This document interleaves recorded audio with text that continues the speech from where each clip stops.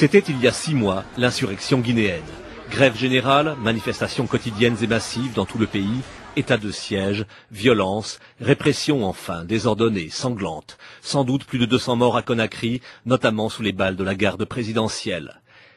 Derrière la férocité, la panique d'une dictature isolée.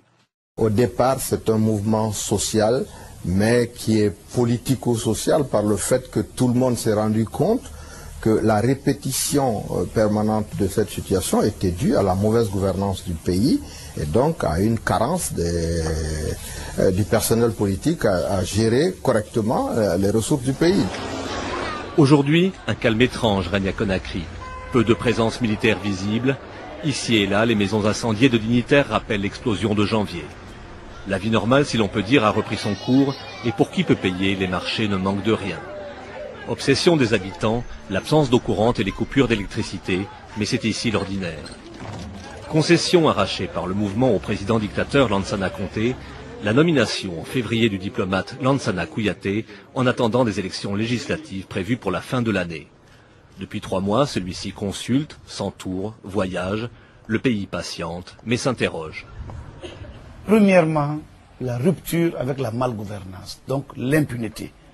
Sera-t-elle une réalité? Après 100 jours, quelles actions concrètes ont été prises dans ce sens? Le processus électoral, quelles mesures concrètes ont été prises dans ce sens?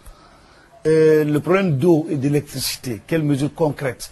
Des mesures sont annoncées, mais qui tardent à voir le jour. Car si la nomination de Kouyaté a permis d'apaiser un temps les esprits et de suspendre le cycle émeute-répression, elle n'a en revanche rien clarifié au plan politique. En dépit du soutien de la société civile, le Premier ministre demeure constitutionnellement soumis à un président resté, lui, sans concession. Il n'y a pas de transition en Guinée. Je suis le chef, les autres sont mes adjoints et mes subordonnés. C'est tout. Il n'y a pas de transition ici. Seule prise de position publique du président Conté depuis les émeutes de janvier, ses propos livrés à TV5 ont jeté un certain froid en Guinée. Qualifié en substance d'exécutant subalterne, le Premier ministre Kouyaté n'a pas voulu y répondre. Faute d'alternative, syndicalistes et opposants veulent dans l'ensemble laisser sa chance à la voix qu'incarne celui-ci. En privé, la plupart avouent leur scepticisme.